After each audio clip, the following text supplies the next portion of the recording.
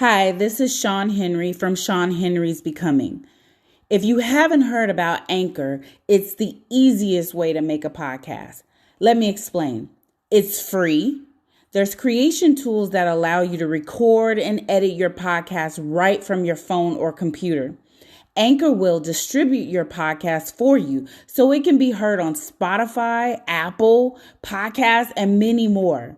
You can make money from your podcast with no listenership. It's everything you need to make in a podcast in one place.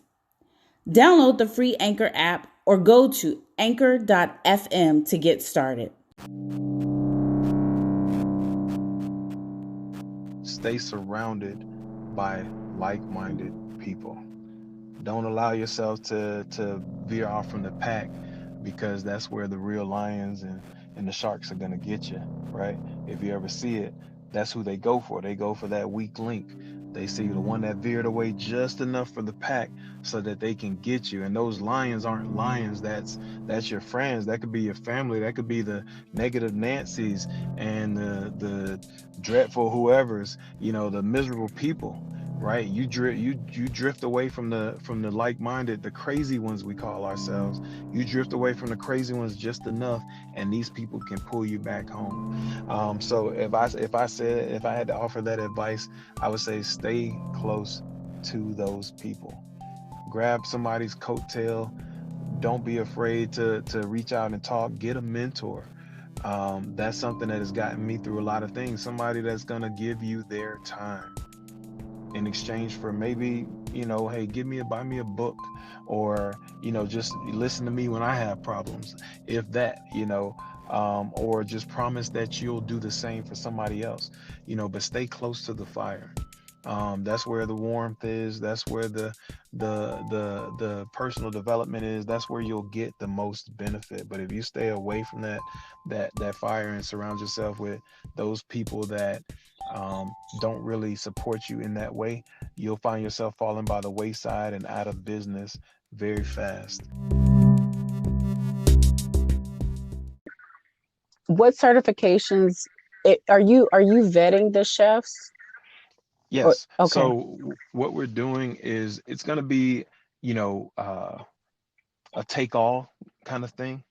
And what I mean by that is this: our platform is going to be open to all chefs, right? So if a chef does have a culinary background where they graduated from a culinary school, they'll be able to display that through their profile.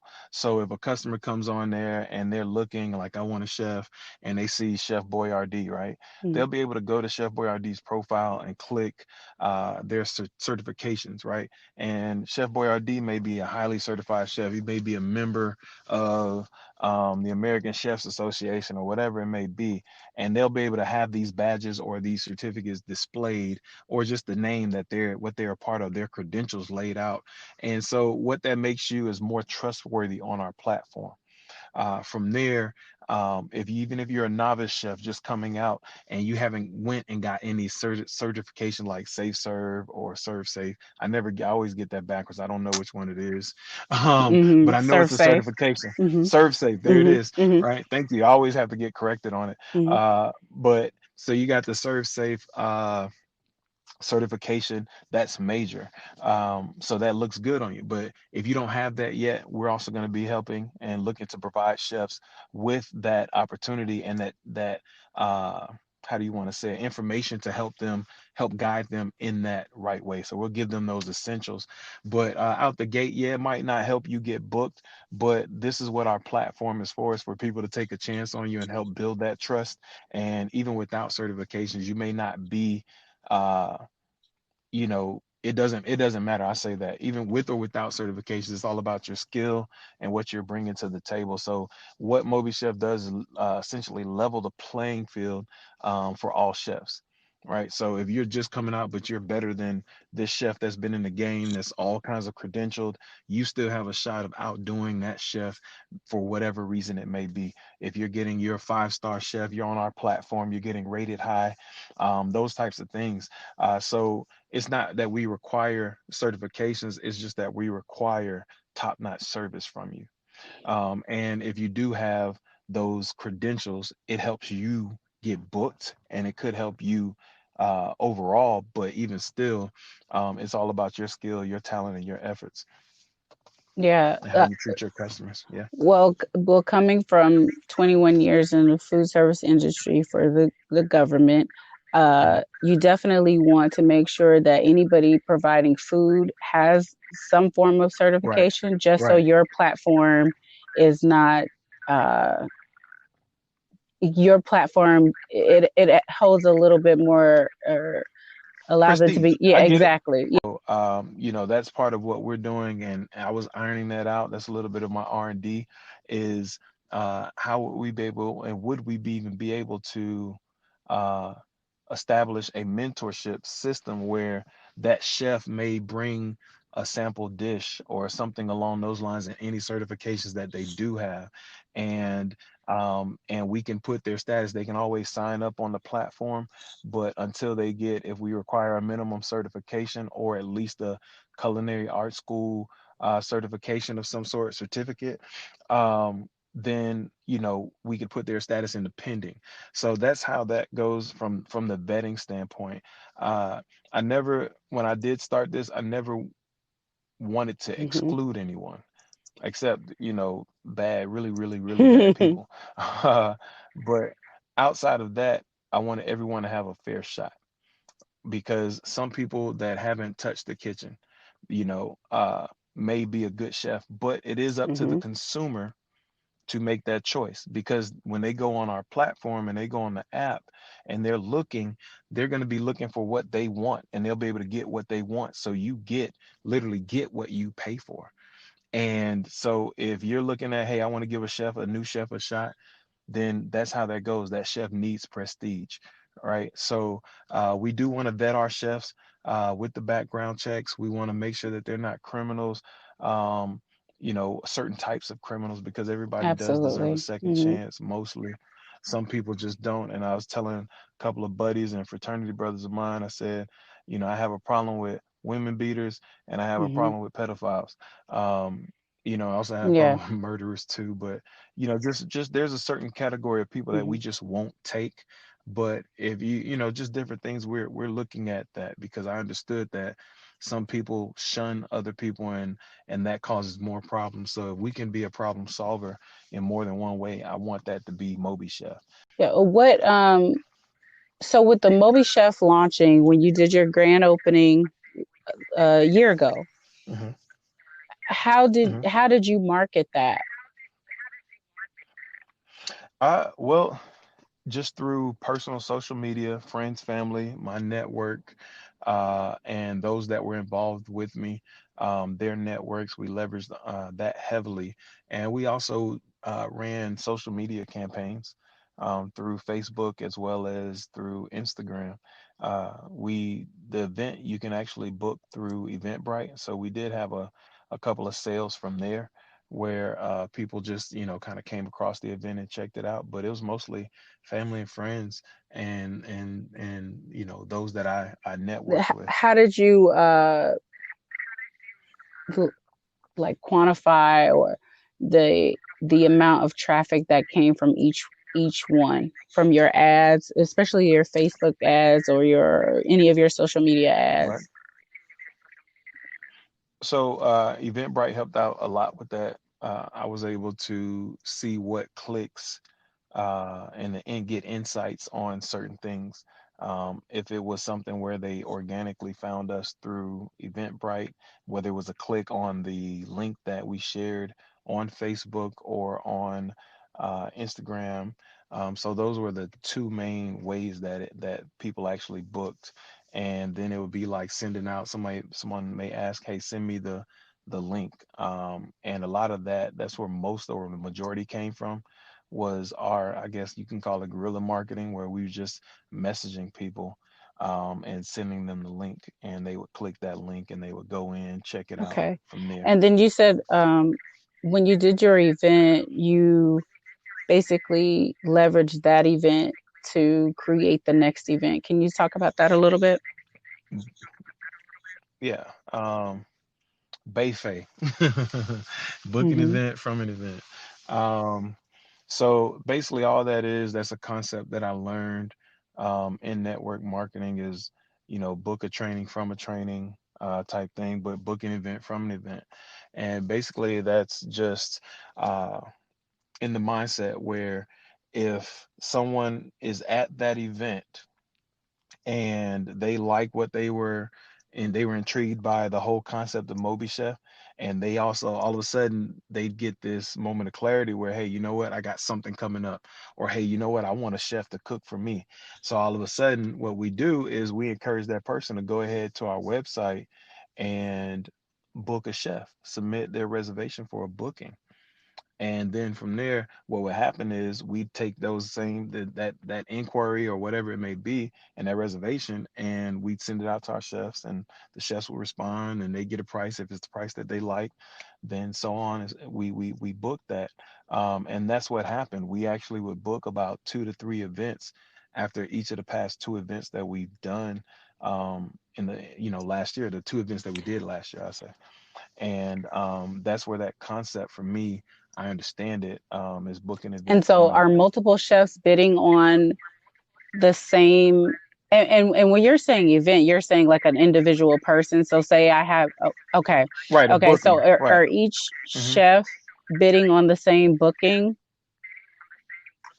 Yes, so what happens is it's all right now, there's going to be 2 different ways, but right now in our Hmm. pilot phase, we're testing our bidding system. Hmm. Can't go into all the details of it, but the way that works is, yes, chefs will be allowed to, well, I'll put it this way, essentially customers will be allowed to get the price that they are looking for within a Hmm. range that they're Okay. looking for. And yeah, Okay. that's how that will work. And is there a fee for the chef to be on the platform? No, it's completely free for the chefs, at least Hmm. now out the gate. We want to provide a free platform with features that they will be able to Okay. upgrade to. Um, so we'll give them, because we have a commission that we collect when they get booked. That's all that we're looking Okay. to collect, outside of a booking fee, which is paid by Okay. the customer. So we Okay, do that have was that, going to be my yes. next question. Is there a fee for the consumer?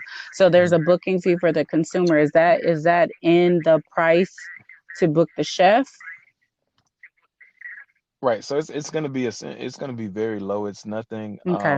major. two Okay. dollars and 99 cents is what we're looking at there. And that's just something that we're testing there. We're not, again, this is consumer, how do Friendly. you want to say it? Consumer fed. Right, and consumer friendly, if Hmm. you call it that too. So basically, we want more clients, and we're not looking, again, some of the chefs, some of the pricing may be crazy, but that's just to give us a baseline for whatever transactional fees or anything like that that may occur. But that's our booking fee. That's the cost of doing business on our Sure. trusted And that makes platform. sense because even, platforms like Airbnb, or even Right. Lyft or Uber, they all have those type of Uber. fees. There's Hmm. always a service. Hell, PayPal has a fee. So Right. everybody has one. It's Everybody the has one. cost of doing The same. business. Right. Okay. So you have a Right. website for Moby Chef. Okay, what is Yes, that we do. website? We, we do. We Hmm. have one under construction because they're currently building our actual website, which is Okay. mobichef.us. So the next thing I said I would go into is mobichef.us. The reason for that. So in doing my research, I wanted to find out uh, what was out there, who's doing this, if anybody, what's going on. So the I think something that can hurt people and a lot of entrepreneurs is competition. Some people can't handle competition very well.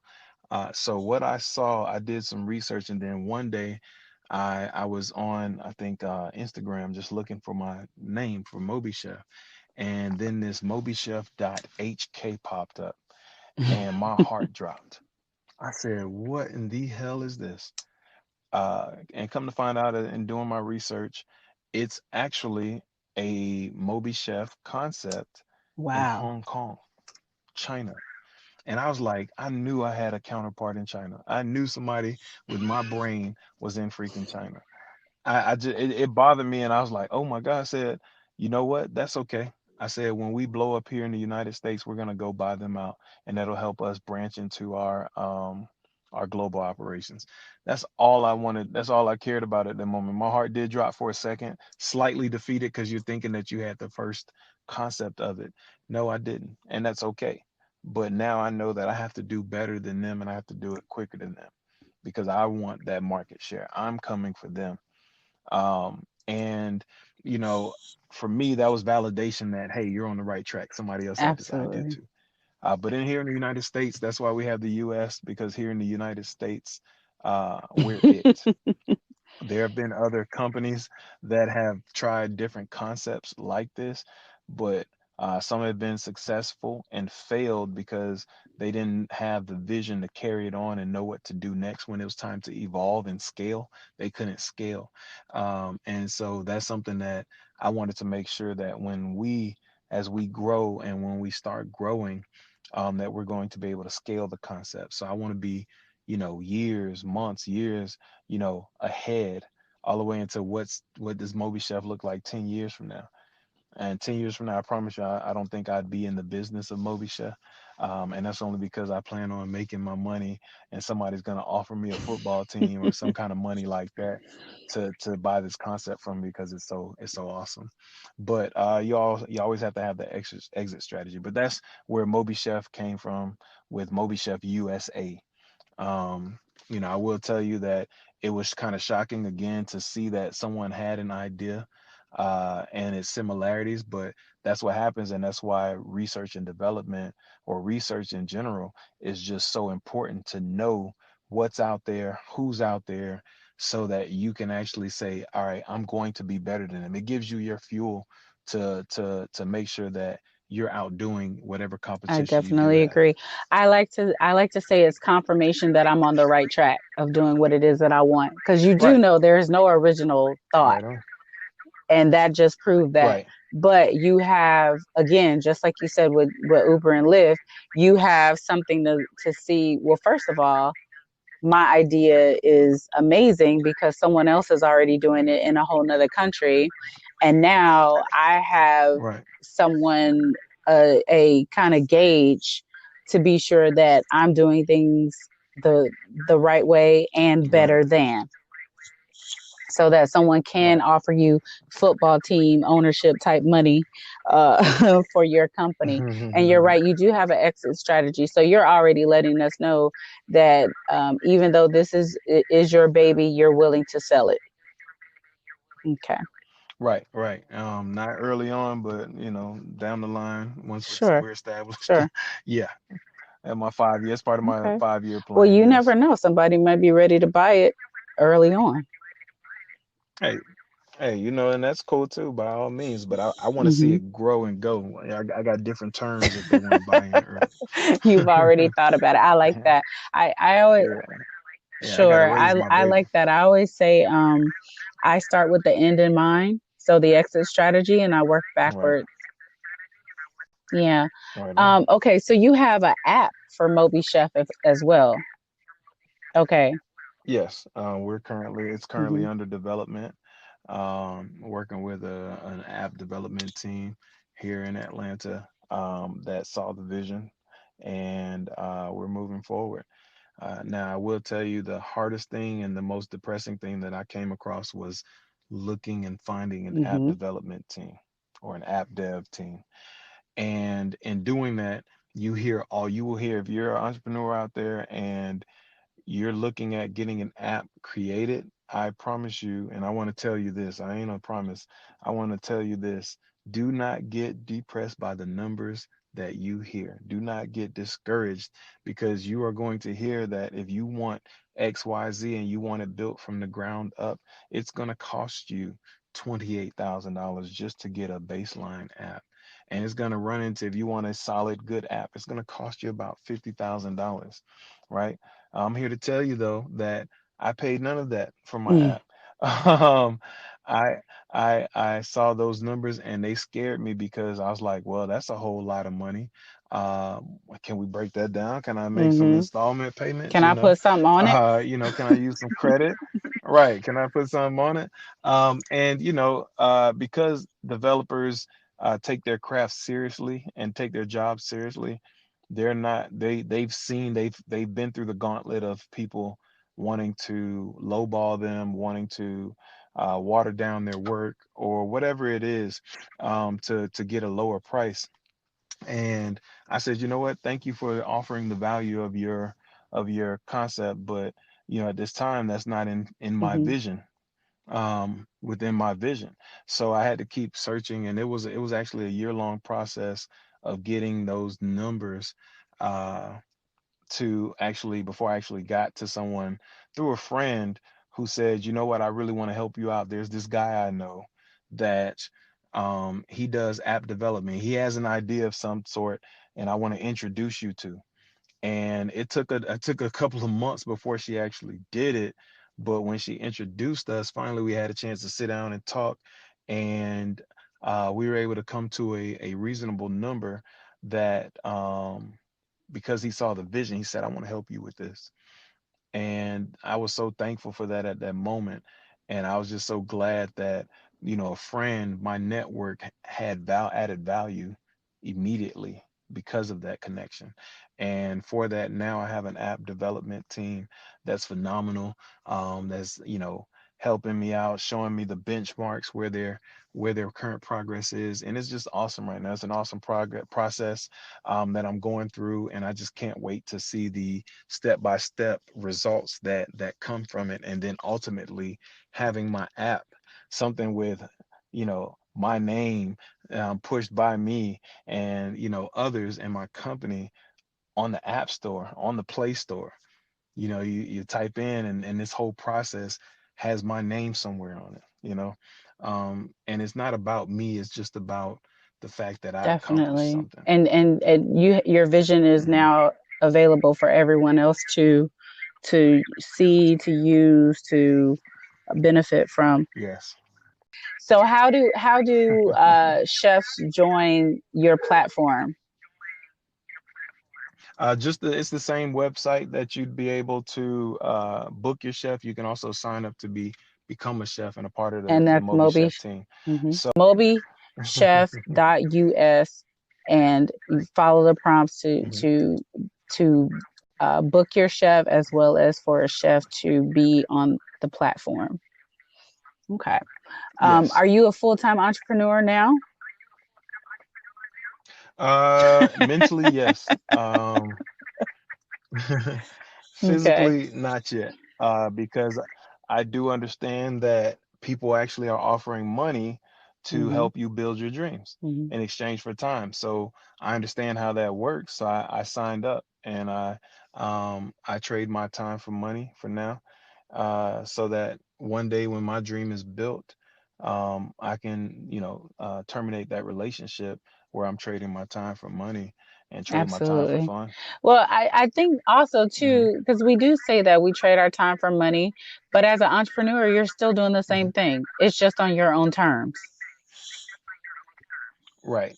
And I see that because, you're again, I don't see it as trading time for money, because there's not a relationship. If either one changed, where you Hmm. have less time, you have more money, that's a change in relationship. Or you're getting paid less, you're going to put out more effort, and give more time so Hmm. that you can get more money. But if their relationship changed with my current situation, and they stop paying me, then I'm going to stop giving them my time, because that's Hmm. our trade-off. That's Hmm. our relationship. I give them time, they give me money. But for my dream and my vision and my business, I have to give it more time than it's giving me money. That's our relationship. And even if that changes to where it's giving me more money and I'm giving it less time, that means I did something right.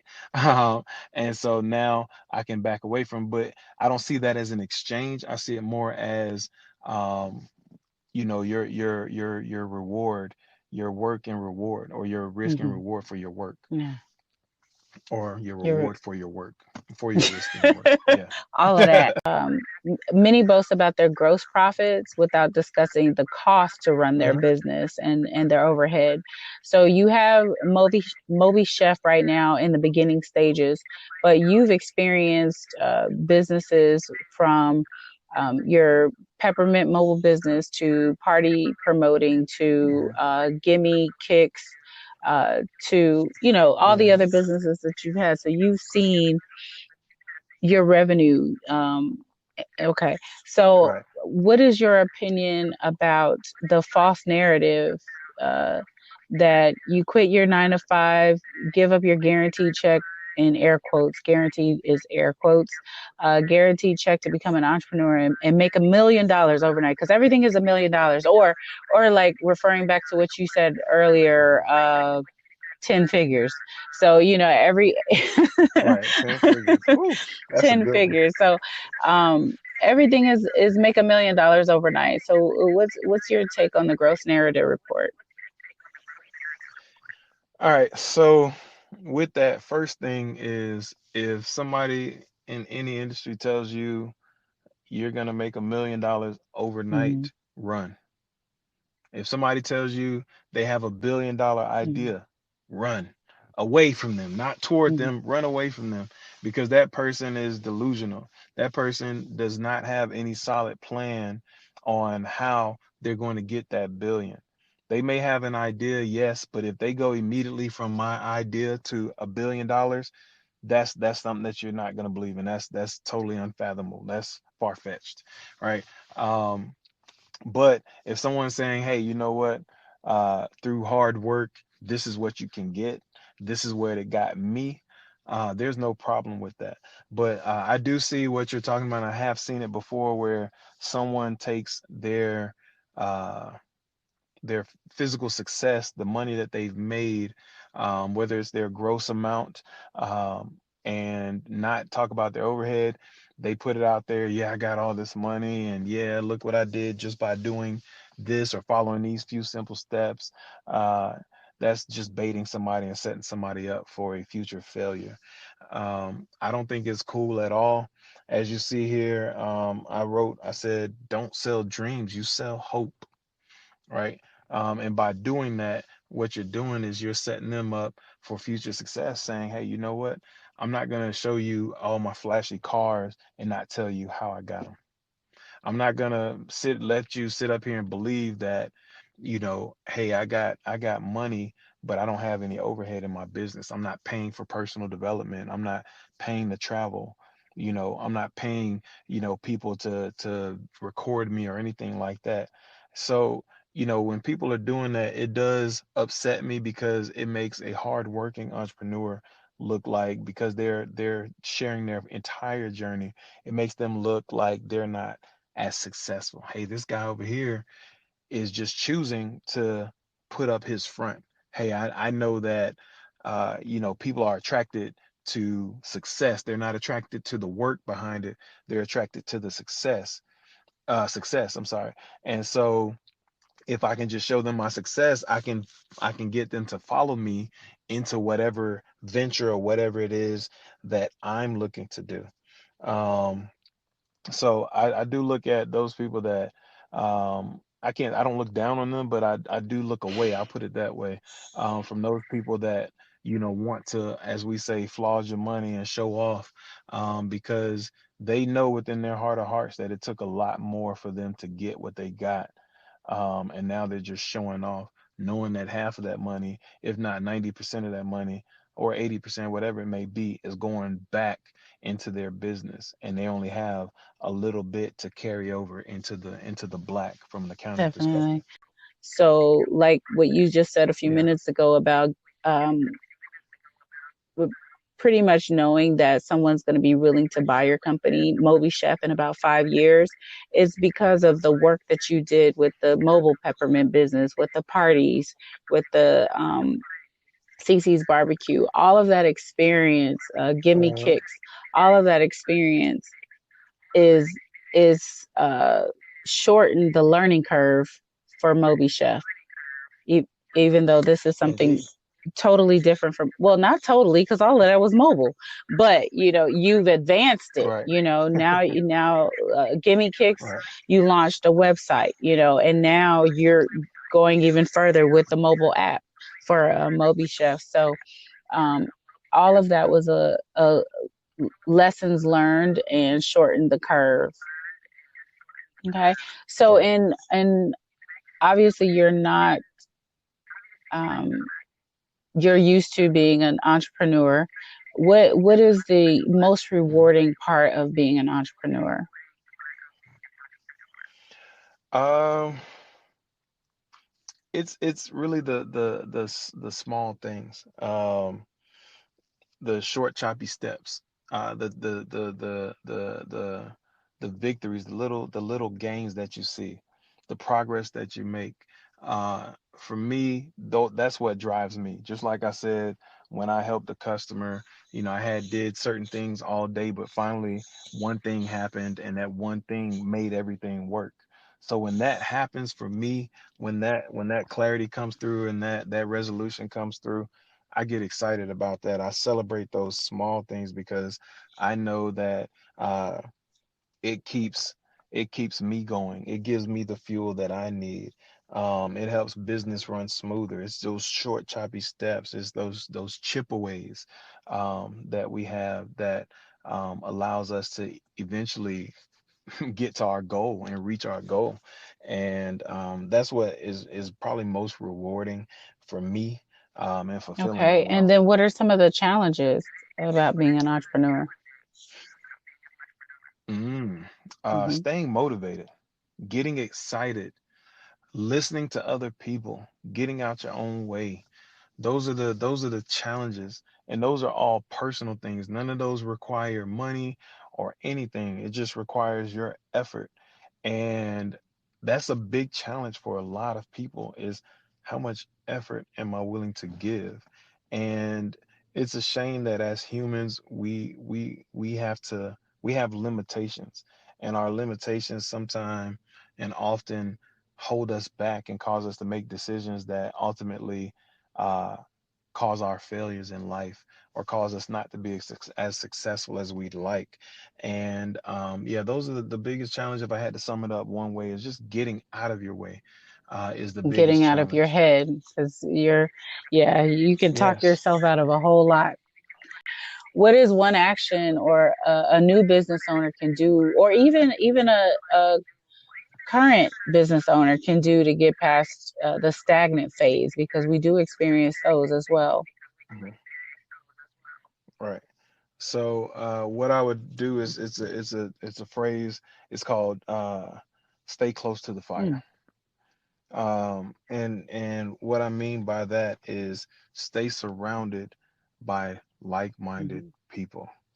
Don't allow yourself to veer off from the pack, because that's where the real lions and the sharks are gonna get you, right? If you ever see it, that's who they go for. They go for that weak link.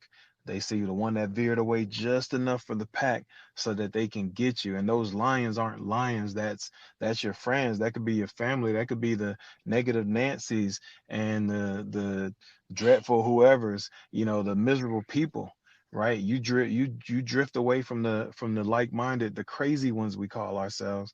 You drift away from the crazy ones just enough, and these people can pull you back home. So if I had to offer that advice, I would say stay close to those people.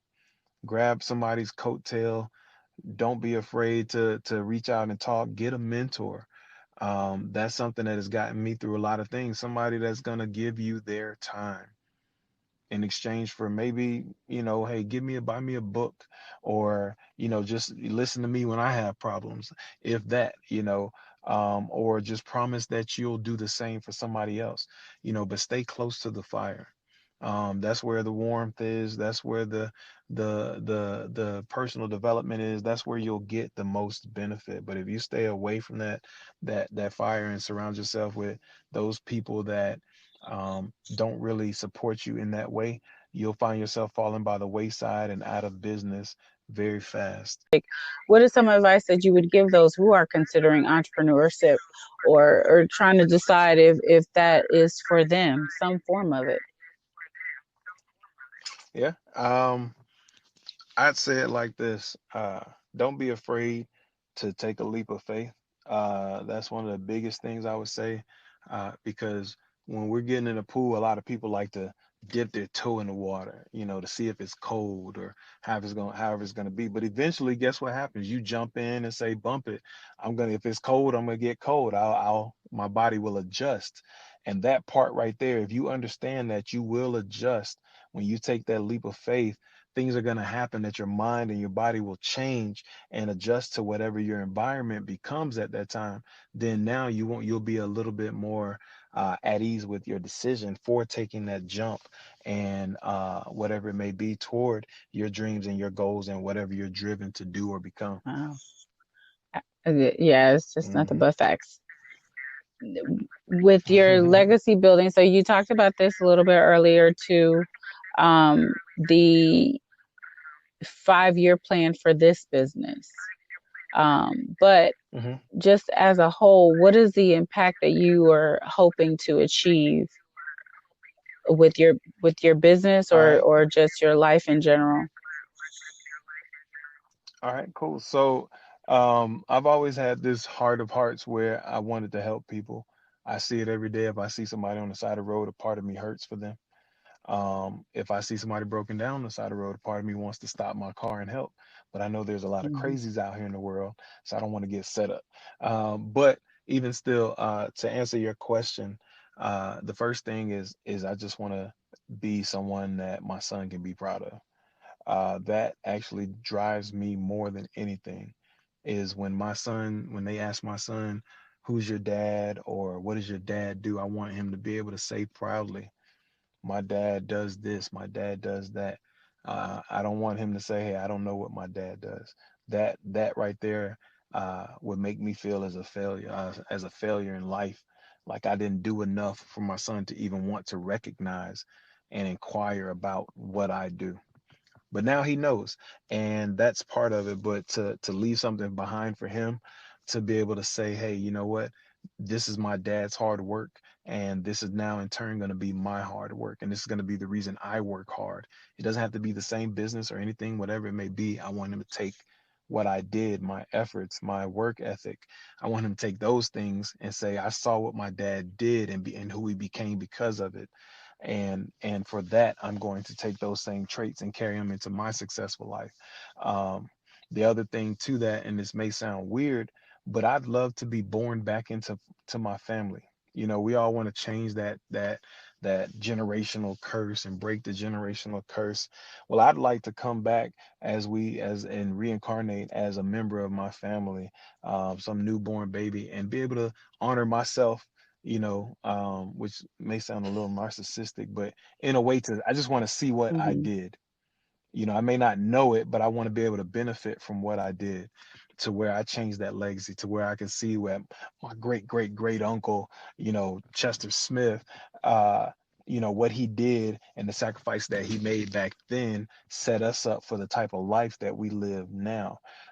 Even if I could peek in from heaven and just look down and say, uh, job well done. Those are the types of things that I want to do.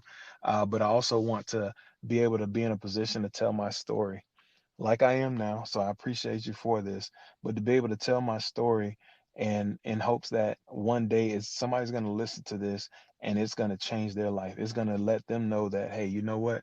The struggle may be real, but there are other people out there that have struggled before you. So you're not Mhm. alone. And as long as you know that, you can keep the fight going and you can keep, as they say, fighting the good fight. So that's the legacy that I really want I to don't leave think behind. that's narcissistic at all. I say it all the time. I want my great great grandkids to have Grandma Sean or great Grandma Sean, or by that time they're not even. It's just Sean. Picture Right. on the fireplace on the mantle, and saying because of her, we are living this life. So I don't think that's Right. narcissistic at all. Right. I don't think we start out, um, as an entrepreneur saying, oh, you know what, I'm just doing this just to be doing this. Our last question of our interview with Shun Henry on Shun Henry's Becoming: are entrepreneurs born or made? I would definitely have to say entrepreneurs are born. There is a grave sense of passion, of determination, of persistence, of a can do, will do attitude with entrepreneurs that will not die until whatever it is in them is accomplished. Whatever it is that they see themselves doing is accomplished. A lot of times entrepreneurs set out on one journey, and within that journey, they pivot to somewhere else. However, they're not avoiding or detouring from the previous vision. It's just that their vision got bigger. This is something that I don't feel can be made. This is something that's in you, that's burning in you, that cannot be contained. And you will never, ever, ever feel the satisfaction until you have conquered whatever that vision is. One of the last questions that I'm going to ask in the segment of our interview is about entrepreneurs. Are they born or are they made? What's your opinion on that? Well, I'll tell you this. My first answer and thought to that initially was, um, they're not born nor are they made. They were created. But when I thought about it, I had to kind of sit there and I had to ponder on this question. And I just came up, I knew they weren't born. You're not born an entrepreneur, you're made. And that's through certain processes, through certain things.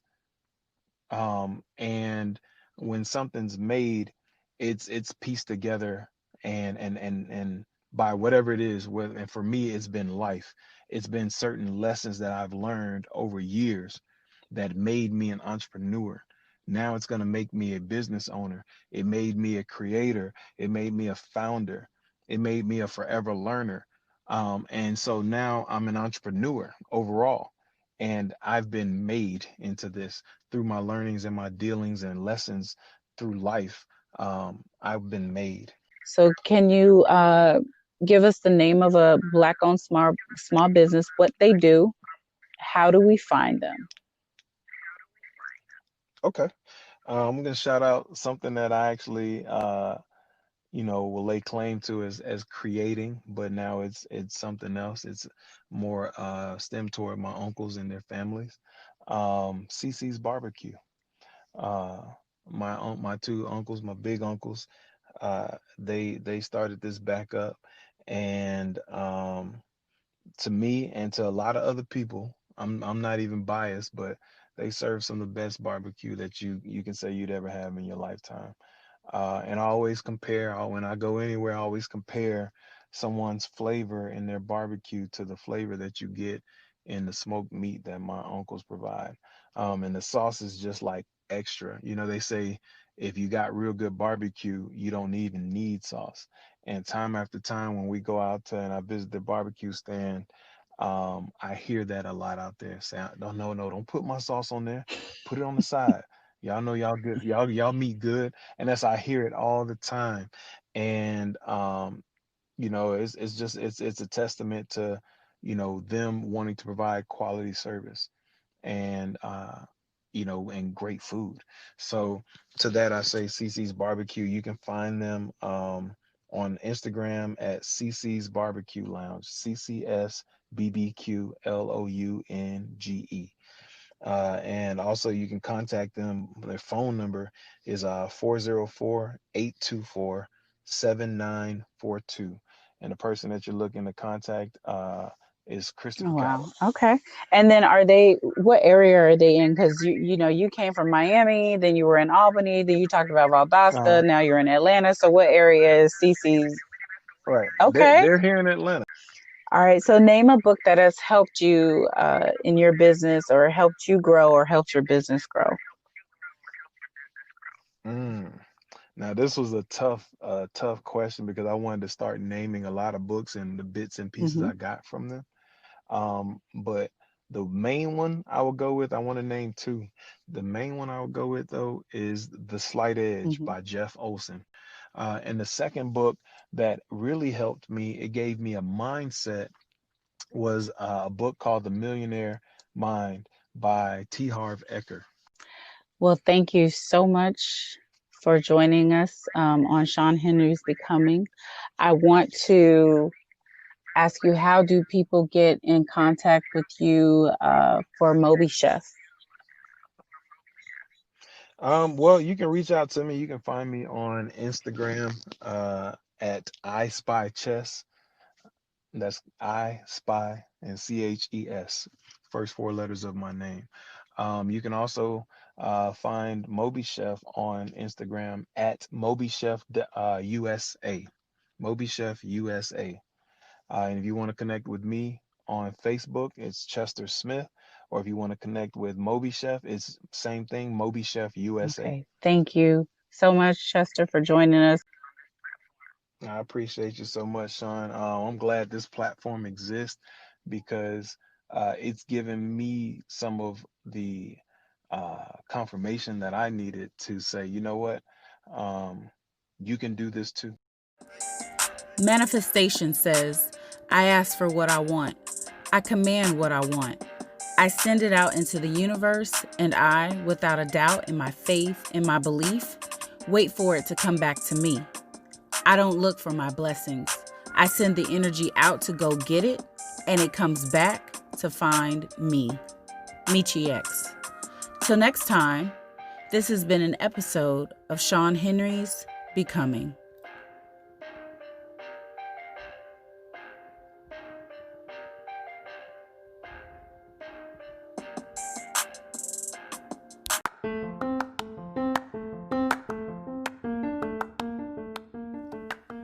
When the bank says no, Airbnb hosting without owning the property.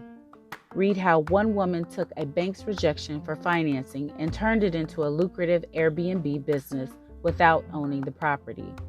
Sean shares her step-by-step process from picking her niche market to furniture purchases, all which led her to achieving superhost status in her first 30 days of hosting with Airbnb.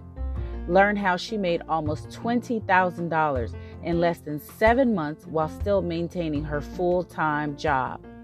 New hosts are often unsure of what they need to do, making Airbnb harder than it has to be. Follow her story of determination and perseverance and learn how you can implement her practices in any of your entrepreneurial endeavors. Go to www.ShunHenry.com.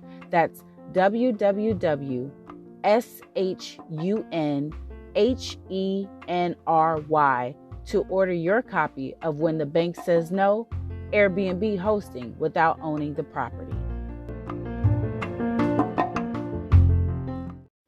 Thank you for tuning in to another episode of Sean Henry's Becoming. I am your host, Sean Henry. This week we have the conclusion of the two-part series interview with Chester Smith, owner of MobiChef.